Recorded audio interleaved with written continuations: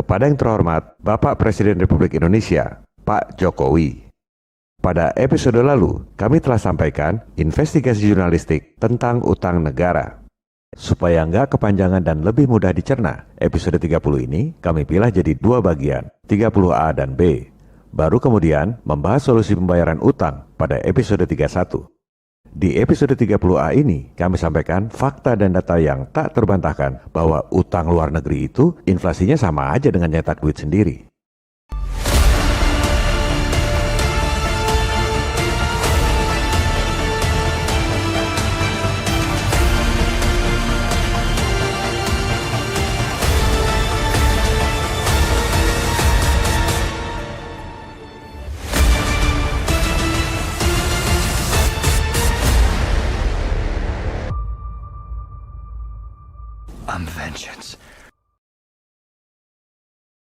Kalau kita melihat tabel outstanding utang sejak tahun 1945 sampai 2021 ini, utang selalu bertambah. Kenapa utang bertambah terus? Karena pelajaran dan teori-teori di sekolah yang dibuat oleh Nekolim mengajarkan bahwa utang adalah solusi pembangunan. Bahkan orang yang sangat terpelajar seperti Menteri Terbaik Dunia mengatakan bahwa utang menyelamatkan jiwa seluruh Republik Indonesia. Negara kita ini miskin. APBN defisit terus. Kita butuh juru selamat pembangunan, yaitu para bankir elit. Merekalah juru selamat jiwa seluruh rakyat. Oleh sebab itu, mari pajaki rakyat setinggi-tingginya. Biarkan negara merdeka. Biarkan pemilu pilih presiden dan wakil rakyat seolah-olah merdeka. Yang penting hasilnya sama. Rakyat kerja keras buat bayar utang pada para bankir asing yang kaya raya. Itu namanya juru selamat palsu. Al-Masih Ad-Dajjal, The Antichrist, perbudakan global. Ideologi mereka sama dengan Firaun zaman dulu. Mereka meyakini bahwa mereka adalah Tuhan di dunia ini, dan kita semua, umat manusia lain di dunia, adalah budak-budaknya.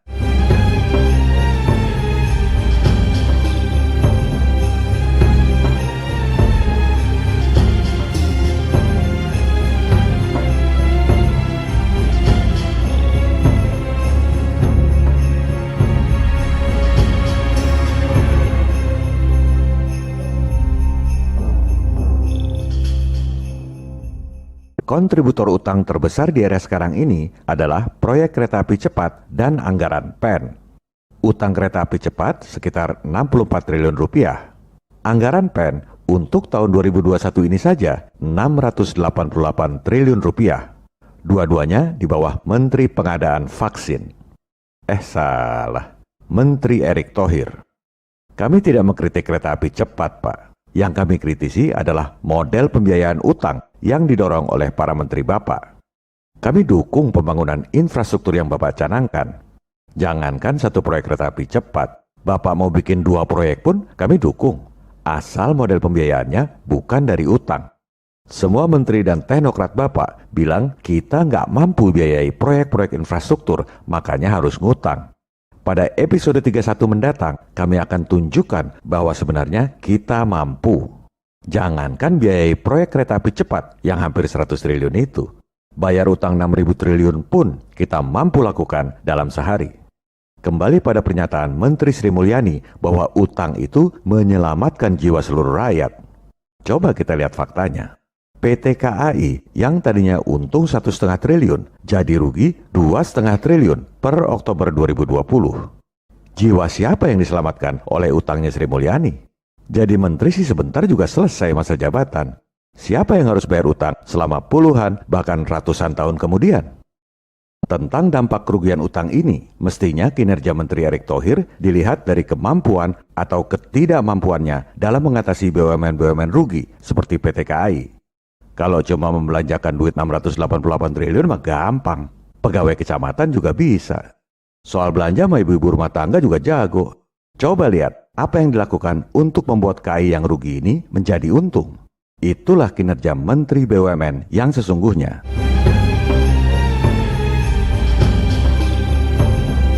Duit dari mana untuk membiayai anggaran PEN 688 triliun rupiah itu? Pasti ngutang lagi. Orang APBN defisit terus. Kalau negara menggelontorkan anggaran 688 triliun, terus pandeminya selesai sih nggak apa-apa, Pak.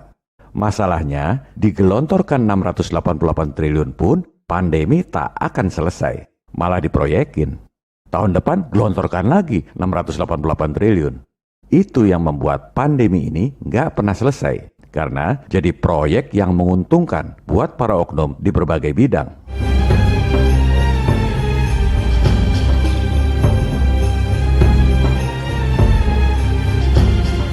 Pandemi bisa selesai dengan cara yang sangat murah. Stop pendanaannya, maka pandemi selesai.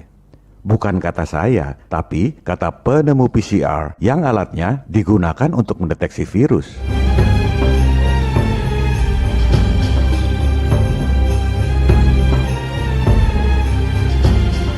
Para dokter, profesor di seluruh dunia menggunakan alat PCR, tapi nggak mau dengar apa yang dikatakan oleh penemunya. Seolah lebih ngerti PCR dari penemunya sendiri. Padahal sebenarnya nggak pernah bikin apa-apa.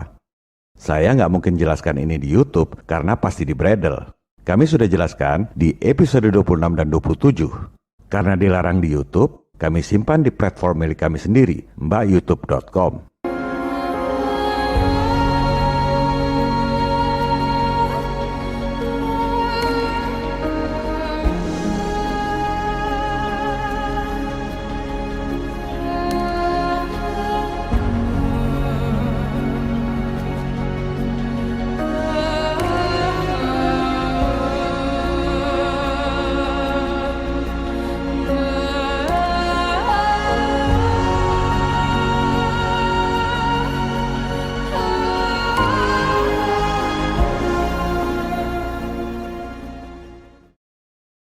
Mengapa kita selalu nambah utang luar negeri?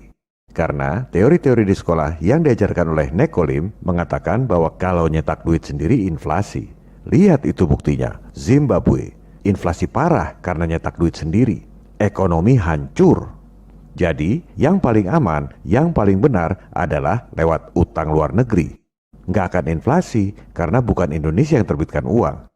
Pak Presiden, mohon izin untuk menyampaikan fakta dan data yang tak terbantahkan bahwa mitos tersebut adalah bohong.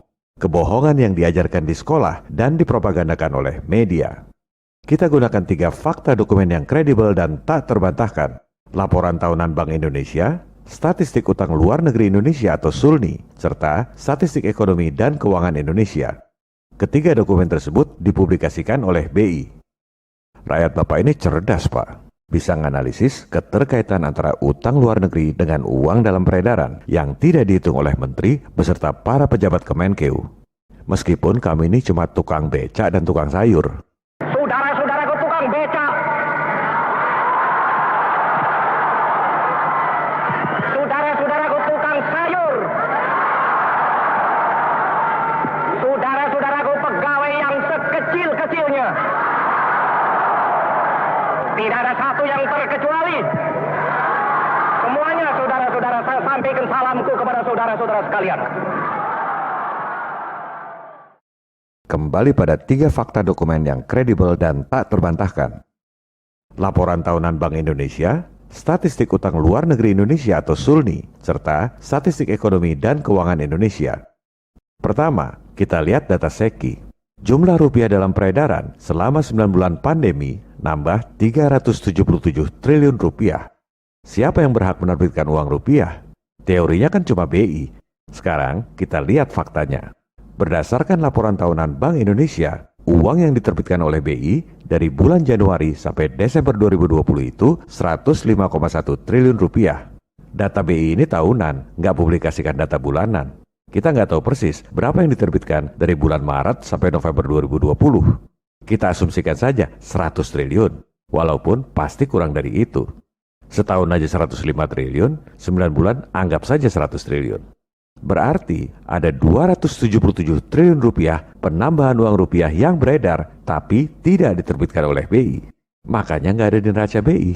Siapa yang terbitkan uang 277 triliun rupiah selama 9 bulan itu? Dari mana asalnya? Kita lihat lagi data SEKI.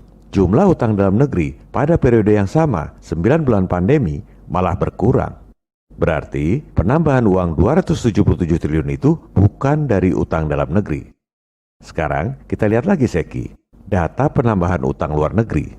Selama pandemi, Maret sampai dengan data terakhir November 2020, utang luar negeri kita bertambah 27,8 miliar dolar atau sekitar 394,2 triliun rupiah.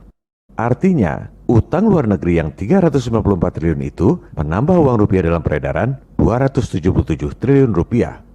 Kok bisa begitu? Karena utang luar negeri meskipun dalam dolar, begitu disimpan di rekening bank di Indonesia, dibukukan sebagai M2 yang dikonversikan dalam rupiah. Nah, M2 itu adalah uang dalam peredaran. Mana buktinya? Loh, itu 277 triliun rupiah di depan mata, bukan diterbitkan oleh BI. Masih nggak ngerti juga. Jangankan dibohongi soal virus yang nggak kelihatan, dibohongi duit ratusan triliun di depan mata pun selama berpuluh-puluh tahun. Orang pada nggak sadar juga.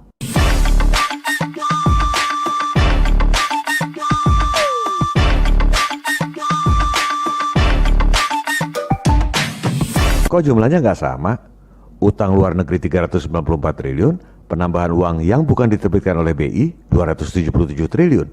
Selisih yang 117,2 triliun kemana? Hanya ada dua kemungkinan. Pertama, ada utang luar negeri yang sudah dibukukan tapi uangnya belum masuk Indonesia 117,2 triliun, sehingga belum tercatat di rekening bank dan belum menambah uang dalam peredaran.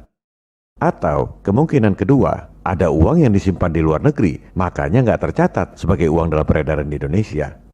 Bisa juga kombinasi, ada utang yang duitnya belum masuk, ada juga uang yang disimpan di luar negeri, saldonya 117,2 triliun itu. Jadi, bohong besar kalau dibilang nyetak duit sendiri inflasi, kalau utang luar negeri nggak inflasi. Buktinya, utang luar negeri menambah rupiah dalam peredaran juga. Inflasi juga. Terus, buat apa ngutang?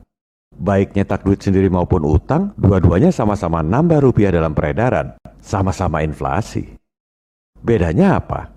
Bedanya, kalau utang luar negeri itu harus bayar pokok dan bunga. Kalau nyetak duit sendiri, nggak bayar pokok dan bunga. Mohon maaf Pak, Bapak pilih yang mana?